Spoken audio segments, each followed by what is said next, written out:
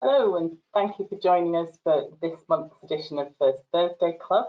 And today we've moved slightly into the sustainability area, and we're going to be talking about bringing the BREEAM home, bat boxes and beyond, up to 79 credits under one roof. So it isn't actually about fish, I think, as you were told last month, but if BREEAMs are anything to go by.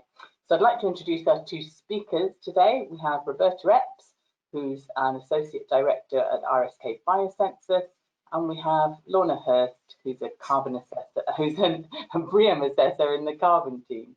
And before I hand over to them to start the presentation, I'll just give you a little bit of housekeeping. You will have joined the webinar in listen-only mode. So if you want to ask a question, you can do so by using the chat box and writing a question in there. And we will have time at the end to answer a few questions. And if there's anything that we don't get to during the presentation today, then we'll email you directly afterwards with a response. Shortly after the broadcast is finished today, then we'll send you back a short survey. It should only take a minute or two to fill in, but we'd be really grateful for your feedback on this and future webinars that you might like to see. So thanks very much, and I'll hand over to Roberta.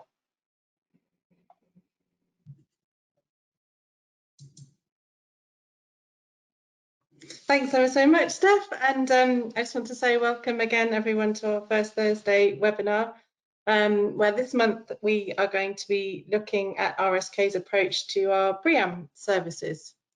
We have a focus on ecology and the land use credits, and we'll have a look at some of the issues around the new 2018, yes, it's still new to many people, requirements for BREEAM 2018 that apply to ecology, and also talk about how the package that RSK has developed is really ideal to provide a 360-degree service around BREEAM, which will save time and money for the project and make the whole process as straightforward and stress-free for our clients as possible. So as Steph said, I'm Roberta Epps. I'm a project manager with RSK Biosensors, and I lead our BREEAM team of suitably qualified ecologists. Lorna is one of our principal BREEAM assessors and works in the carbon, climate and sustainability team. So we do all work together. RSK's ecology specialists have completed hundreds of BREEAM land use and ecology projects, many of which I've overseen over the last 15 or so years. We've worked with clients on hospitals, universities, prisons, schools, offices, residential schemes of all different sizes, commercial urban regeneration projects. Currently, we're working with the team redeveloping the area around Battersea Power Station, which is a multi-BREEAM and Co for Sustainable Homes project. It's really interesting. It's really interesting for me, actually, and I'm sure for you too, to see how our service has changed over time in line with changes in the guidance from what used to be a largely tick box exercise that most ecologists wanted to avoid because they didn't feel like really they were adequately able to describe the impacts to ecological receptors using the BRE methods. So now in the 2018 version, we're looking at a much more integrated and project-based approach, almost like an EIA, with a more up-to-date lean towards assessing biodiversity. So we'll start with a quick introduction from Lorna about BREEAM, though we're assuming that most people will already have a basic knowledge about what that is. And then we'll look at RSK Biosensors in a little bit more detail and the ecology aspects of BREEAM. And then Lorna will lead us through our feed-in services and what is required and when. So as I said, please do ask questions as we go along, and we will revisit those at the end.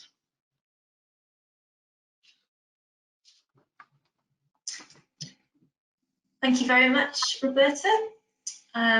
So very briefly then, BREEAM, or the Building Research Establishments Environmental Assessment Method, was introduced in 1990 and is the world's leading sustainability assessment method as well. Addresses a diverse range of environmental and sustainability issues through the use of a credit system across 10 different categories. And you can see those up on the slide now with the icons. BREEAM provides market recognition, assurance of environmental best practice incorporated, allows you to look at and implement innovative solutions, and is awarding performance going above the minimum regulatory standards. It can also help reduce your running costs and improve the working and living conditions for those people in those buildings. Often a planning condition, and is a commitment for all new and refurbished healthcare developments, and usually one for education developments as well. So the main output is a rating and a certificate, and that rating enables comparability between projects and provides reassurance to customers and users in turn, which underpins the quality and value of that asset. The BREEAM ratings range from pass up to outstanding, which is reflected in a series of stars on the actual certificate as well. But there can be quite a jump from achieving very good to excellent, and also then achieving outstanding, and in terms of what is required of the design team. So this slide just looks briefly at what the different ratings are and the percentage scores for each one. And as you can see, 70 for excellent and at least 85 for outstanding. An excellent rating represents the top 10% of the UK's non-domestic buildings, so we're looking at best practice. And outstanding is the top 1% of the UK's non-domestic buildings, so you're seen as an innovator. But it's not just getting those percentage scores, it's getting some mandatory credits or minimum requirements as well. So for excellent, you have to get all the ones you would need for very good, which includes things like general commissioning, building user guide, and your energy and water metering. And then for excellent, you also need to look at your considerate constructors score, seasonal commissioning, gaining 4 credits for Energy 1, which is getting on for a pretty efficient building, and also the waste storage area, so making sure that's compliant with BREEAM criteria for the user. And then for outstanding, you get all those excellent ones as well, plus you're looking at achieving scores of nearing 40 out of 50 for your considerate constructors, further improving your energy performance, as well as looking at further energy monitoring for further energy use, like operational use, efficient sanitary ware, and also looking at how much waste you're producing on site, providing a BREEAM compliant site waste management plan. So just very briefly, as a background about RSK and our BREEAM capability, we started offering this service in 2007, along with the ecology and land use surveys and reports. We've had 6 major outstanding rated projects fairly recently as well, for the University of Hertfordshire and the Bentley Works in Doncaster. These were all nominated for BREEAM Awards 2015, 16, 17 and 18, which was great accolade for those buildings and the teams working on them. But our general aim with BREEAM is to just help clients maximise their BREEAM success and what they need from it. We can be that one-stop shop for general BREEAM credits and get your project on its way to achieving excellent and outstanding if that's what you require. And our track record in this, along with achieving BREEAM Award Wales for 2 projects on Anglesey and having an Assessor of the Year on our team with our repeat business with clients, means we have good experience in that track record to helping you with your projects should you wish. But we see our role to manage the process for clients, keep the assessment on track and moving forward, and then collate any additional feed-in services, fees, surveys, reports, etc. as appropriate, and help you manage those. So you've just got one point of contact to deal with each time. So in terms of the RSK companies, we're made up of the RSK group is made up of many different businesses and teams, offering a whole range of environmental health and safety services. But the ones we work most closely with for BREEAM assessments are those detailed on the slide now. This combined skill set means that we can deliver expert advice, deliverables, meet the BREEAM requirements first time, which is particularly important for the stage 1 credits, including ecology, which Roberta will run through shortly. And then as the development moves into Riva Stage 2, where there are even further credits to look at, which I'll speak about. There are also credits later on in Riva Stages 3 and 4, But whilst these are rarely missed, it's the early ones that teams need to focus on and ensure they've been accounted for within the assessment to enable those high BREEAM ratings to be achieved. And it should mean then a much smoother assessment process and successful achievement of your required rating at the end. So just very briefly, the teams and businesses included on this slide include the carbon team, which I'm part of, so BREEAM AP, daylighting life cycle assessments using the one-click software, and general materials efficiency. We've got air quality for the indoor air quality plans and post-VOC and formaldehyde testing. We've got our RSK acoustics team as well as Cole Jarman, who are part of the group, looking at everything to do with acoustics and noise. And Zed and Verities, who are part of the Silcott Leadham group, which is also part of RSK, cover a range of different services, including things like commissioning, verification, airtightness, thermographics, and also passive design and low zero carbon. And our building sciences team can help with the air pressure testing as well as thermographics as well. So we can cover a whole range of criteria there, along with our dedicated transport team and land development and engineering, which is all about things like flood risk hydrology, etc. And also, as you see, RSK Biosensors, which is our dedicated ecology team, which Roberta will now discuss in more detail. Thanks, Lorna. So this slide gives you an overview of RSK Biosensors. Last year, RSK's ecology team merged with Biosensors to create the team of 80 in-house consultants made up of a whole range of ecologists, from new graduates through to fellows of CIEM, project managers and coordinators, with access to over 700 specialist suppliers all over the UK. So it's been a really exciting time for us, lots of working with new colleagues who've worked on some really interesting projects. So things have got very busy and very exciting, and lots of opportunities that's brought with it. But what does that mean for our BREEAM clients? Well, it means that we can easily access a greater number of sites all over the UK. So if you look at the map, you can see where our specialists are located. Having an ecologist with local knowledge of the area is always really beneficial to the project. It does shine through in the project team. It means we can react quickly when we need to, and we have access to a huge range of experts. As you'll know, of course, the range of plant and animal species that ecologists study is so wide that many ecologists develop some really specialist knowledge and skills. So being able to tap into those through our supply network whenever we need to is a really valuable asset for our clients. So why are we focusing on ecology in this webinar? Just waiting for the slide to change over. Except for it clearly being the most interesting discipline of a BREEAM assessment, that colleagues might disagree with me there. Assessors often recommend clients to target land use and ecology credits as they're relatively simple to achieve, and they can contribute to 13% of the overall award.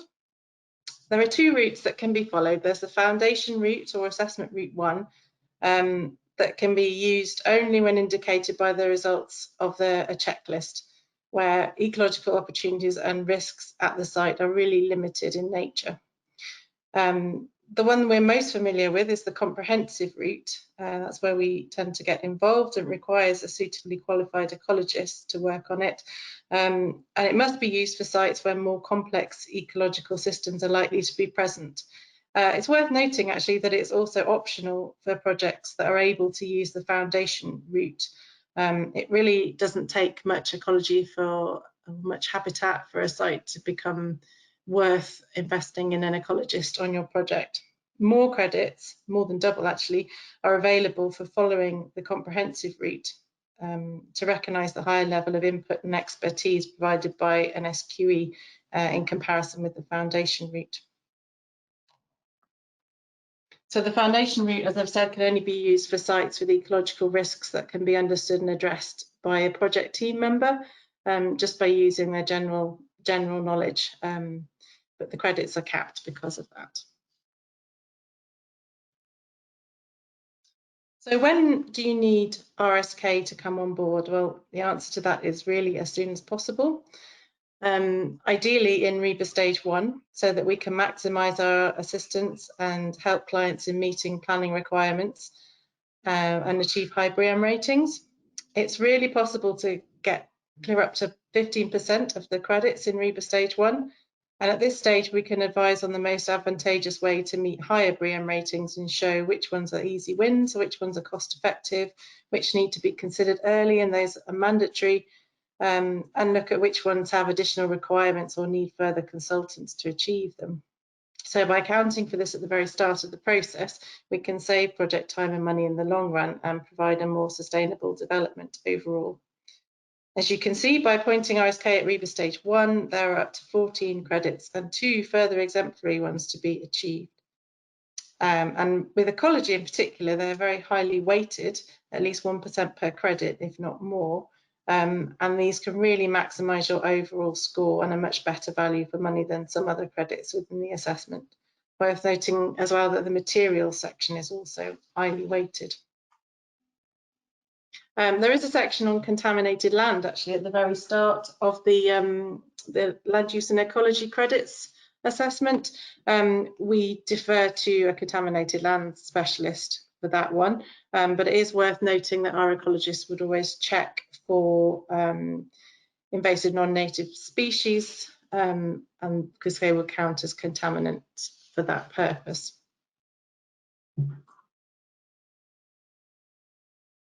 So we're looking here at this slide, which hopefully you can see, which looks at the ecology and how that fits into the project programme. So historically, we've seen earlier iterations of BREEAM. Some projects have involved ecologists from the start, but this is usually where there's a planning aspect or an EIA. But for BREEAM, ecology has always been something of an afterthought. Ecologists were usually brought in to assess an already complete scheme. Sometimes it's always even been half built. So there's been a bit of a culture shift. It's underway still, I think, as assessors and clients get used to the new 2018 guidance. It does mean that having an ecologist on the team at the start really maximises the benefit of having them there. So for 2018, there needs to be evidence that ecology at the site has actually influenced the scheme, or at least been considered. So having the site survey at the very start of the project and understanding the sensitive features and the characteristics of the site is really key. It's not something new to us at RSK. Our ecologists are used to being at the table in the early stages of design. Unlike earlier versions, the 2018 BREEAM requires a level of ecological assessment that wasn't there before, which isn't really dissimilar to what we would do for an EIA project, especially for some of the more complex jobs. The ecology report that you then have can be used to influence the landscape design and design of the buildings to a bit of a lesser extent. For example, it's really simple to include native species typical of the site in the planting scheme and to maintain green links into the surrounding habitat. This could also benefit bats, for example, that might be foraging or commuting through the site, or provide corridors for small mammals like hedgehogs. And once we have the results of the background data search, we can also know if there are any locally designated sites, which again, you'd be surprised where they crop up, and being able to consider those at an early stage is really important. And we might come across records of protected species at the site which may have been there historically, and then that also helps us focus our surveys and look at what we do in terms of mitigation.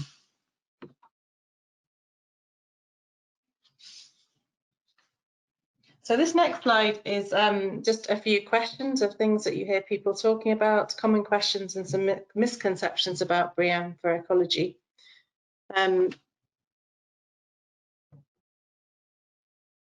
So why use biosensors when the guidance has a tick list that I can complete myself? Well, I think I've probably answered that already, because following route 2 and employing a consultant allows you to get up to 13 credits rather than 6, even for simple sites.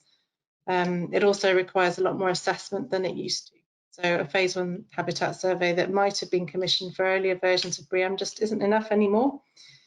So there's a lot to be said for having an experienced BREEAM ecologist working on your team, because also we understand exactly what the assessor will require and can prepare those documents.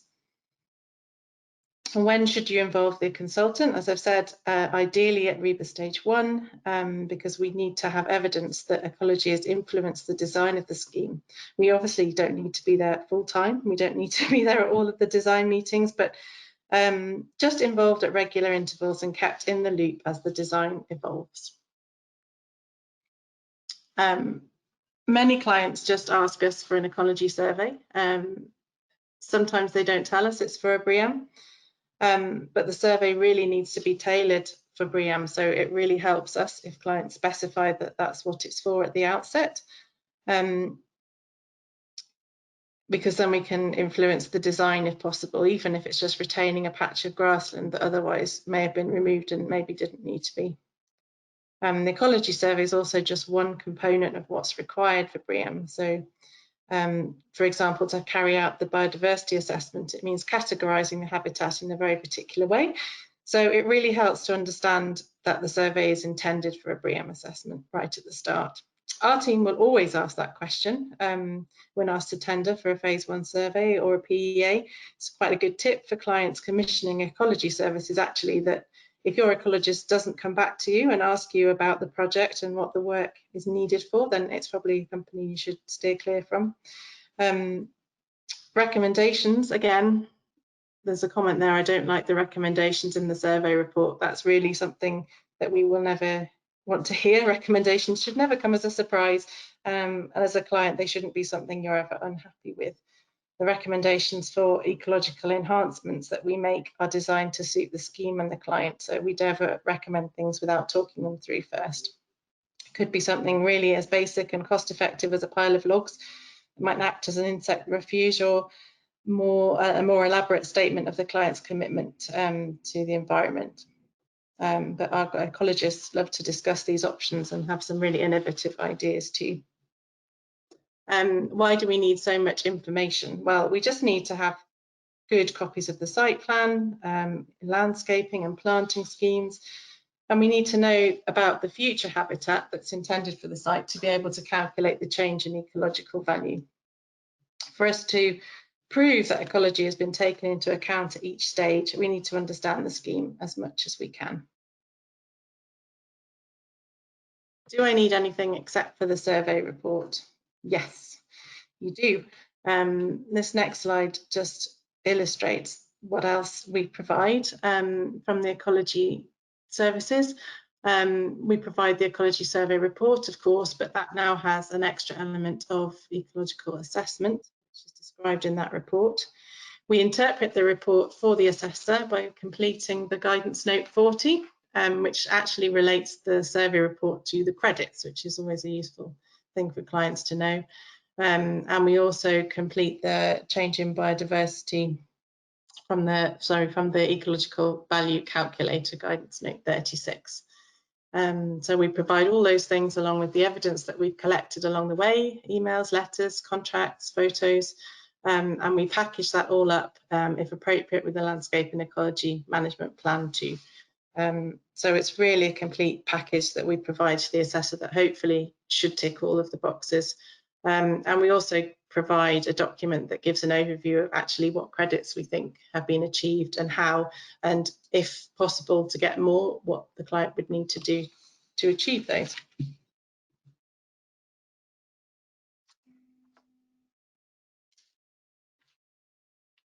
So there are some recurring themes for BREEAM in 2018, which I just wanted to run through.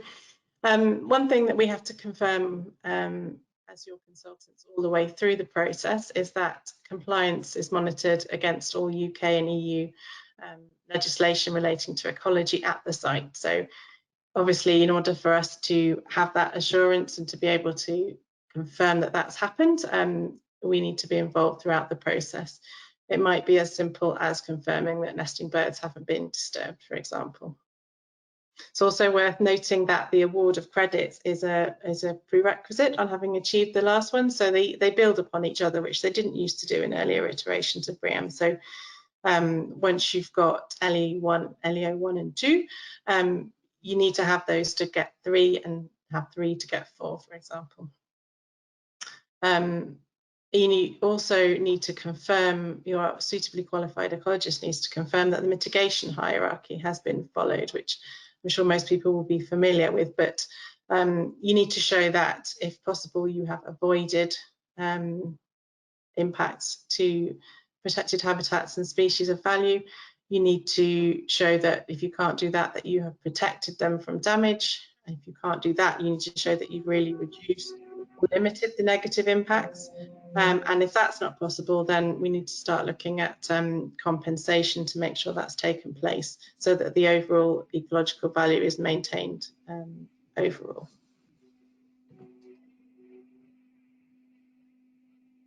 So we called this presentation Beyond Bat Boxes and Beyond, but actually a key part of our job is to make recommendations to enhance the site.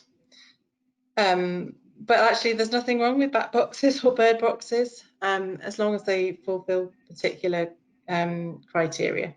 So they need to be proportionate. These are all things we think about when we're making recommendations. Proportionate to the size of the site, the ambition of the project, the type of project, where it is, and the amount of habitat that we have to work with. We need to look at if it's appropriate, looking inside the site, around, outside the site, what local biodiversity action plan species might be nearby, what the connectivity is to the surrounding countryside, and looking at the background records. We look at whether the mitigation we've suggested is practical. This is really key. Will what we have implemented be able to be maintained in the long term, because that's where its value will come in. And we look at whether the site is going to be quiet or disturbed, well lit or dark, and then we can tweak what we're suggesting to meet those requirements. We worked on a project recently which was, the client was really keen to have beehives around the area, but we looked at that and decided that they would be fine to have up on the rooftops, for example, but the client was not happy with having them in the residential areas. So most things can be accommodated. We just need to look at the best way to do that. We also obviously look at whether things are cost effective. There's no point in us designing and all singing and dancing complex green roof or wildlife bridge or ponds if the cost of that is too great for the project, or the cost of maintaining it is impossible. And actually the most effective mitigation options that we suggest are really often the most simple, such as piles of logs, or leaving some grassland to grow long, or having a hedgerow that might link into the wider countryside, and holes in garden fences for hedgehogs, that kind of thing. So don't underestimate the simple, I think, is the message there. But of course we can, and we do, go beyond bat boxes, and we think bigger. In fact, the schemes that we come across that have the biggest ecological or habitat work associated with them do so because it's unrelated to BREEAM. For the purposes of gaining credits under BREEAM for land use and ecology, there's nothing to be gained particularly from going large, except where you've got a lot of green space in the development, or where its existence is integral to the design and the feel for the space, or where the scheme requires some kind of biodiversity offsetting. And then we can look off-site to enhance or create habitats that to achieve a biodiversity net gain. Some of our clients are looking at rewilding as a means of offsetting their carbon and biodiversity impacts, while also having other environmental and social benefits. And that is something very exciting that we're looking at more and more. So I just wanted to look now very quickly at how our ecologists at RSK Biosensors work closely with other parts of RSK. We're starting with those that are mostly closely linked to what we do. We have a really strong landscape team that carry out all that aspects of landscape design and landscape assessment. And we work really well with them, and it's a great partnership because we can ensure that the ecological aspects of the mitigation are built into the landscape design as it evolves. It's much easier to do it that way around than try and fit things in retrospectively and swap species in and out, which then doesn't tie in with the overall feel of the design. So having it having those two partnerships at the beginning is really beneficial. We also work with RSK Habitats, another company in RSK. This is a very practical business. They build the habitats and implement the measures, wildlife fencing and vegetation management, that kind of thing. And finally, RSK Wilding, which is an exciting new venture, which you may have heard about on a previous webinar. We're looking at rewilding as a means of offsetting our clients' carbon and biodiversity impacts. So that's something we're hoping we can bring to our clients on BREEAM more and more. I'm going to hand back to Lorna. Thank you, Roberta. So we'll now just focus on the services that mean assisting clients in potentially achieving over 70 BREEAM credits and what that can mean to an assessment score. So 70 plus credits, depending on your building type, if you're new build, refurbishment, what's been filtered in and out, can be anything from around 65 to just under 80%. So there's added value in going for these feed-in services to the development, assisting with your score, and making sure that you can then be well on your way to gaining excellence or outstanding if they can all be implemented, achievable, and if they're relevant as well. There's no point in paying for something that's not relevant to your site. Obviously, there are some cost implications, but savings can be made if they're integrated into the design as early as possible, rather than a bolt-on at the end. You don't want to be buying credits at the end. So say if you had achieved well on your way to this 70 credits and you're looking at a score of around 65%, that's just 5% below the minimum you need for excellent and around 20% below what you need for outstanding. However, remember those mandatory credits we discussed, so they still need to be achieved as well to make sure that you get that rating in full. So just in terms of representing the services and the credits from using these icons, we've got the BREEAM AP there, which is up to 3 credits. The materials lifecycle assessment, which is up to 7 with 3 exemplary. We've got acoustic design, which is up to 4, and others that are worth 1 or 2, like commissioning, materials efficiency, noise impact, and demographic surveys. So there's a whole range of credits there, which will help boost your score massively. So if we'll just have a quick look now at the specific ones for Riva Stage 2. So we've already touched on Riva Stage 1 with Roberta. So we'll now look at concept design. So some key questions to ask. What should I do now? I'm in Riva Stage 2. What's needed? So discussing with your BREEAM assessor as soon as you can. What are the requirements? Are there any specific credits that we need to achieve now or start now? Are there any further surveys, reports, or consultants that we need?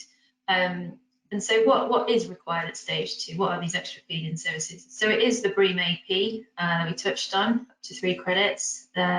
Starting your materials lifecycle assessment, passive design and low zero carbon feasibility study. So are you thinking about renewables? And also your site-specific transport survey and travel plan. They sometimes get left to the end, but they need to be done early doors for BREEAM. And if you do your travel plan, then that also opens up 10 further credits to your scheme. So transport, get up to 12 by really making sure you've got that travel plan done.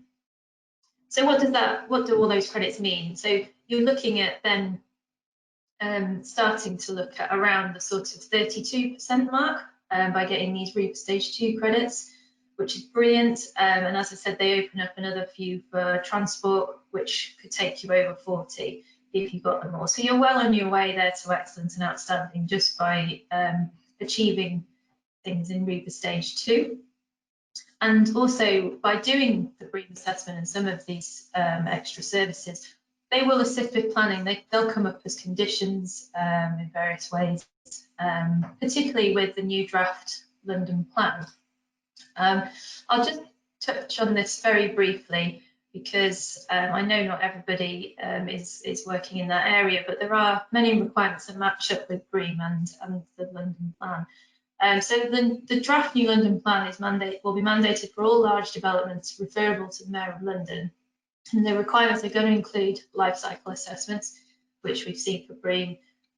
Things like air quality and overheating, they come under the health and wellbeing section, and energy statements.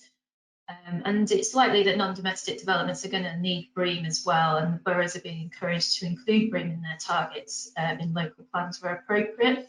And some of the other targets are going to be zero carbon by 2050, on-site reduction of 35% beyond building regs, and for non-residential developments, which you use BREEAM for, achieving 15% through energy efficiency measures. So by matching these up to the London Plan or your local planning conditions, you can probably hit a number of items in one go, which should hopefully save some time and money in the long run. So just now move on to the Riva Stage 3 and going beyond towards handover. So there's still a few services here that require things like acoustics, starting to think about how your commissioning will go, looking at things like daylighting, your flood risk assessment. So even if your land, your development's going to be in a low flood risk zone, BREEAM still requires a flood risk assessment, and as there's up to 5 credits for this under Pole 3, it's still worth doing. And then also looking at things like your indoor air quality, energy modelling, and get that underway, and thermographic surveys. So again, there's going to be another sort of 34 credits, depending on building type available, as long as along with a number of exemplary credits. And that again is going to add another sort of 32% into your score if they're all achievable and relevant. So if we add these with your Riva Stage 1 and 2 credits we've already gone through, we're looking at around 79%, give or take, depending on the assessment type as well. And that's without any of the sort of mostly straightforward contractor management credits as well. And again, remember the mandatory credits are still required, which may be additional to what you've got. But regardless, you're still really well on your way to a great score towards your BREEAM rating by considering all these different feed-in services early doors.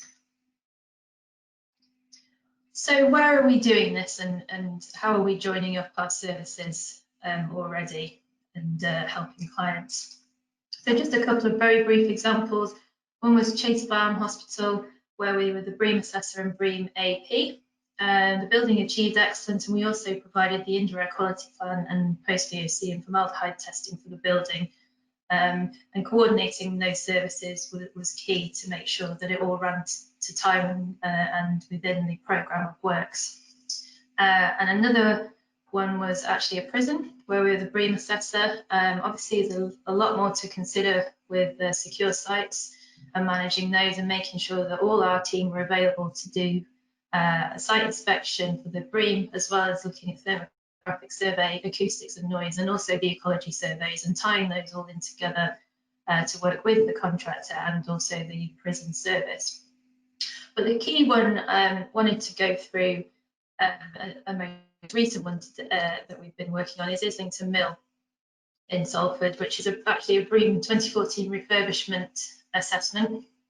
So we've been appointed as the BREEAM assessor and the AP again, and then as part of the tender process, we offered some of our feed-in services to the project to ensure the credits that they needed could be met to reach the very good rating. So we've also provided some extra services as well outside of BREEAM, including things like fire risk.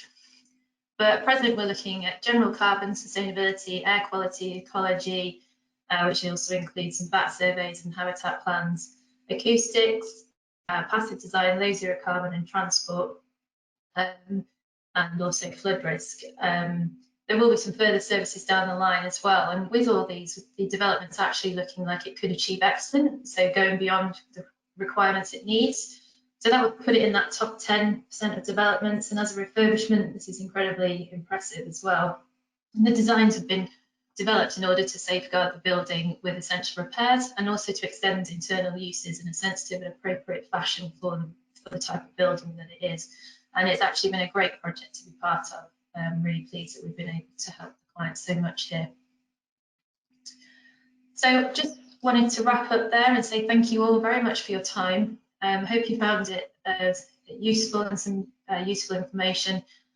Please do continue to ask any questions, but if you do have any specific ecology or BREEAM requirements, please don't hesitate to contact Roberta or myself, and our contact details are now up on your screen. Thank you very much, everybody. Thank you very much, both of you. I've got a few questions here that have come in during the presentation. If anyone has any other questions, please feel free to just drop them into the questions box now.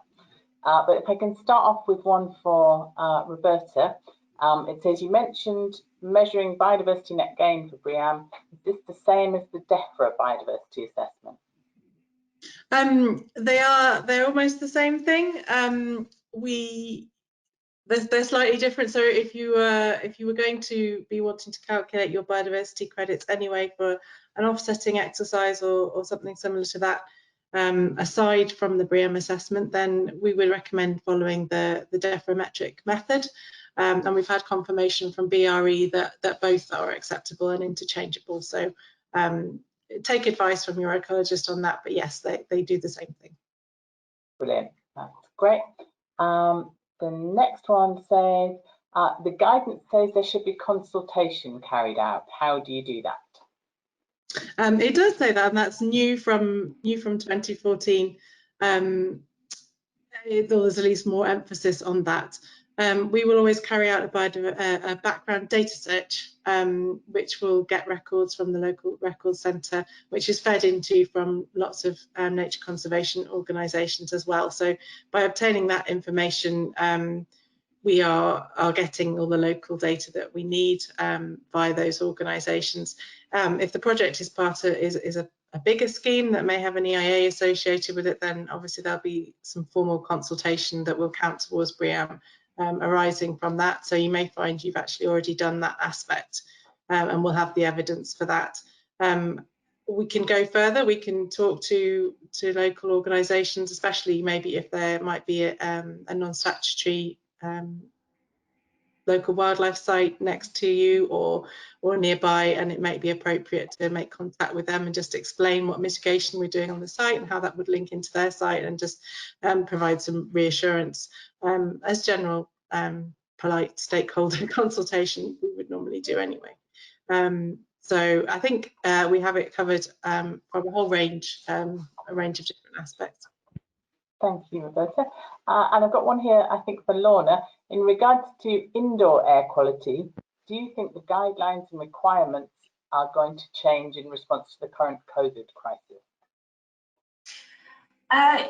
It's a definite possibility. I know there have been some discussions, and particularly with healthcare developments, but BREEAM gets updated following building regulations updates. So we're likely to see an update to BREEAM once that happens. So BREEAM will follow the energy efficiency increases, and so it's probably then that we may see something to do with the updated indoor air quality plans. What that might be, I'm not 100% sure, but we've definitely got a team that might be able to better answer that question, so we could take that away and maybe come back with a more detailed response should that be necessary or required. Brilliant, thank you. And then I think we've probably got time for just one more question, which is BREEAM commitment about the same, would you say, or is it rising? If it's not rising, what are the blockers to BREEAM for clients, and how can we dispel any concerns or misconceptions about it? You know, do people think it costs more? Are they worried about it for some other reason? Yeah, I think it does worry some clients sometimes. I think it feels like there's a lot to do, but I think, and I know I went on about this in the webinar, but really starting early doors and getting a good BREEAM assessor involved early on really does help, because they will take away that stress from you, because they'll be able to break it down into different parts, like the Riva stages, break it down into credits for each consultant, and make sure that it's in little pieces rather than this big thing that has to be done at the end. I think it probably is becoming tougher. As I said, it follows building regulations. So the BRE will always want you to go beyond what are the current requirements and regulations. And so, you know, it is only going to get harder, but with time comes innovation and comes different learning and schemes, and I'm sure that we'll be able to keep up and still get those high ratings as well. Brilliant, thank you. And thank you both very much for a really interesting presentation today. I hope everyone's enjoyed it. We have our next First Thursday Club coming up on Thursday the 5th of November, where we really are talking about fish. It's called Where There's a Weir, There's a Way, Navigating the Pitfalls of Fish Passage with our very own Peter Walker. So if you haven't registered already for that, then please do so by visiting the events page on the RSK website. Apart from that, it just falls to me to say thank you all very much for joining us again today, and we hope to see you again next month. Bye. Thank you. Thanks.